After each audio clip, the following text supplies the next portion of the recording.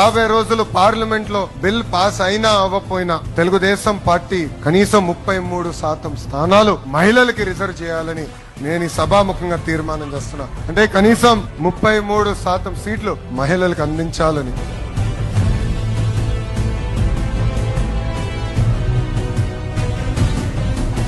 భూమి కంటే ఎక్కువ భారం మోసేది మహిళ. కొంతమంది మహిళలు కించపరిచే విధంగా తెలుగు వాడుక భాషలో కొన్ని పదాలు వాడతారు. గాజులు తొడుక్కున్నావా, చీర కట్టుకున్నావా, అమ్మాయిలాగా ఏడవద్దని మాట్లాడతారు. నేను అనేక ప్లాట్ఫామ్స్ లో దీని గురించి మాట్లాడా. ఈ పదాలకి ఫుల్ స్టాప్ పెట్టాల్సిన బాధ్యత ఇక్కడ ఉన్న మనందరి పైన ఉంది.